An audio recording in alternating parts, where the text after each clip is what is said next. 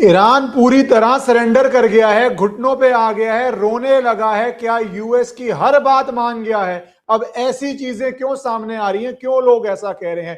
पहले तो एक चीज, ईरान किस तरह सत्ता पे काबिज है, यूएस की वॉर से पहले आपको ये समझना पड़ेगा। अलग अलग बारी प्रोटेस्ट हो चुका है वहां पे, बुर्का को लेके, मॉरल पुलिस को लेके, पर इस बारी के जो प्रोटेस्ट हुए उसमें पहली फीमेल को ही अब हैंग करने जा रहे हैं। जानवी प्रोटेस्ट के अंदर जो महिलाओं ने कहा था कि इस्लामिक रिजीम जिस तरह से ईरान में चल रहा है, उनके सारे बेसिक राइट्स को छीना जा रहा है, वो टॉलरेबल नहीं है। उनको लगा सत्ता परिवर्तन हो सकता है, उनको लगा रिजीम चेंज हो सकता है, तो काफी विरोध हुआ। उस विरोध को लेके माना जाता है इस्लामिक रिपब्लिक ने हजारों लोगों को मार दिया और अब पब्लिक एक्सिक्यूशन कर रहे हैं। एक होता है सिक्योरिटी फोर्सेस गोली मारती हैं कि वो क्राउड को काबू कर रही है, डेमोक्रेटिक देशों में इस तरह गोलियां नहीं चलती, पर ईरान में चलती रहती हैं। पर एक होता है पब्लिक एग्जीक्यूशन करना, वो तो ईरान एक खंबे से लेके टांगता है ताकि लोगों तक मैसेज जाए। वो भी मैसेज एक महिला के खिलाफ, महिला को हैंग करने की बात की जा रही है, महिला की पब्लिक एग्जीक्यूशन की बात करी जा रही है। और उस पर आरोप क्या लगा रहे हैं? बीटा हिमाती है नाम, उस पर आरोप ये लगा रहे हैं कि जो सिक्योरिटी फोर्सेस पे अटैक कर दिया था, बाधा डाली थी सुरक्षा कर्मियों में, रेवोल्यूशन चाह रही थी, वो तो हजारों लोग चाह रहे थे। पर मैं क्यों आया, सरेंडर कर दिया क्या? क्या ईरान हर तरह से झुक गया? क्योंकि दो वर्जन आए इसमें। अब डोनाल्ड ट्रंप के वर्जन को आप कितना माने कितना ना माने, ये तो सोचने वाली बात है।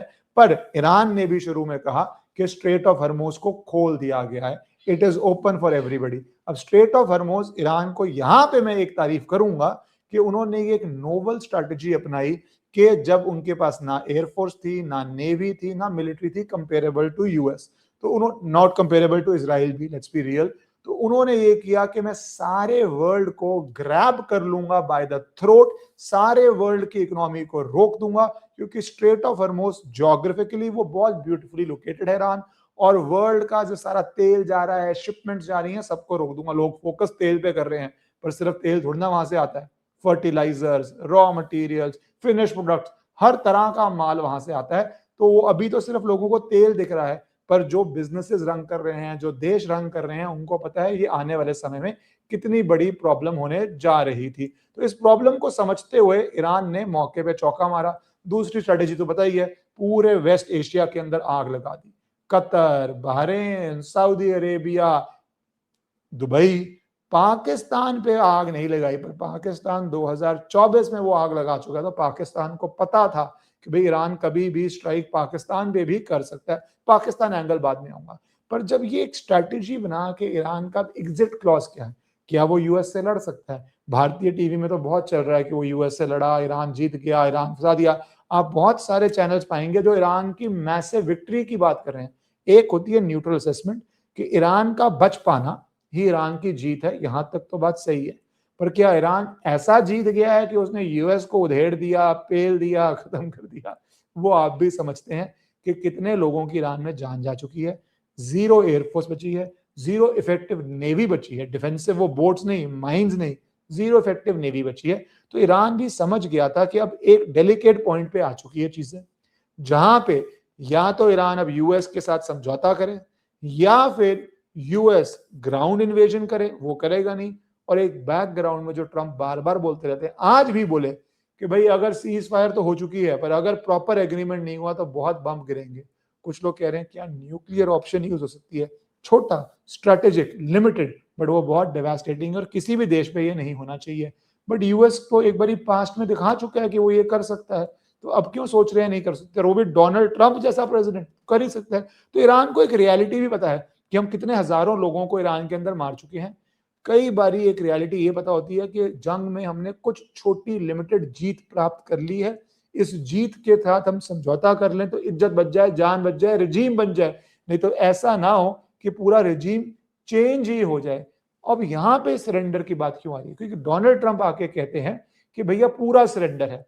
वो कहते हैं कि पूरा स्ट्रेट ऑफ हर्मोज खुल गया है। वो कहते हैं न्यूक्लियर जो वेपन्स है, जो यूरेनियम एनरिचमेंट है, जो सारा इसका असला है, वो ये जाके सरेंडर करने वाला है। इसके अंदर नॉन नेगोशिएबल है यूएस का। अच्छा, यहाँ पे भारत का भी एक इंटरेस्ट है, क्योंकि आपको पता है कि हम जो मर्जी कहें कि हमारे ईरान से पुराने रिश्ते हैं, तेल हमने टाइम पे लिया है, बट ईरान का एक व्यू कश्मीर को लेके हमेशा भारत के खिलाफ रहा है। ईरान का दूसरा व्यू, जहां पे वो हिंदू एक्सट्रीमिस्ट भाषा का प्रयोग कर चुके हैं वहां के आयतुल्ला, कि भैया हिंदू एक्सट्रीमिस्ट है, यहाँ पे मिनॉरिटी सेफ नहीं है। ये आपको मैंने पिछली वीडियोस में बताया हुआ है कि वो क्या है हिंदूज के अगेंस्ट, आपको पता होना चाहिए। तेल व्यापार अपनी जगह है, विचारधारा अपनी जगह। व्यापार हमें सबसे करना है, विचारधारा क्या है किस देश की और क्या वो भारत के मूल के खिलाफ है, इसकी हमें अवेयरनेस रखनी है। क्योंकि व्यापार तो दुश्मनों से भी करना पड़ता है, व्यापार तो दोस्तों से भी करना पड़ता है, बट विचारधारा और देश एक सेपरेट टॉपिक आ जाता है।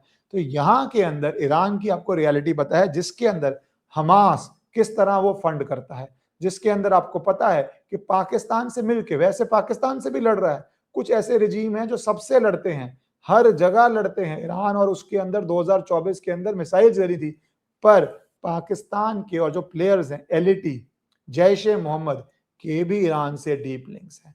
जो कश्मीर पे ये सारे एंटी भारत व्यू लेते हैं, वो सब आपको पता है। तो वो सारे टेरर ऑर्गेनाइजेशन कैसे जुड़ जाते हैं। मैं न्यूक्लियर से जोड़ रहा हूं, क्यों मैं कह रहा हूं जो ट्रंप ये कर रहा है न्यूक्लियर पे, या एक्चुअली इजराइल कर रहा है न्यूक्लियर पे, ये बहुत जरूरी है, बहुत सही है। क्योंकि अगर हमास, जैश ए मोहम्मद, एलईटी कल को कोई गारंटी ले सकता है ईरान इनको सप्लाई नहीं कर देगा कोई भी इस तरह का डर्टी न्यूक्लियर, और उसका फिर भारत पे कितना बड़ा सिक्योरिटी चैलेंज आएगा ये आपको पता है। हमने गलती करी कि हमने पाकिस्तान को न्यूक्लियर पावर बनने दिया, वो एक अलग बात है कि उस न्यूक्लियर पावर का वो देश बिक चुका है। न्यूक्लियर का कंट्रोल किसके पास है आपको पता है। मोदी सरकार ने नूर खां एयरबेस, जहां पे वो अपना एक न्यूक्लियर गढ़ मानते थे, स्ट्राइक किया। आपको पता है किस तरह जो पाकिस्तान का न्यूक्लियर ब्लैकमेल था कि हम पे हमला करोगे तो हम ये कर देंगे, हम वो कर देंगे, न्यूक्लियर वॉर हो जाएगी तो पाकिस्तान के अंदर, टेरिटरी के अंदर भारत कभी हमला ना कर पाए। वो सारे ब्लफ कॉल कर दिए, और उसके पीछे न्यूक किसके हाथ में है ये आप खुद सोच सकते हैं। यूएस के हाथ में है, इंडिया के हाथ में है, इजरायली की क्या इन्फिल्ट्रेशन है, पाकिस्तान के हाथ में नहीं है, ये आपको पता ही है। बट ईरान अब एक नया खतरा हो जाए। 80s में इजराइल ने कितनी बारी कहा था कि पाकिस्तान न्यूक्लियर ना हो पाए।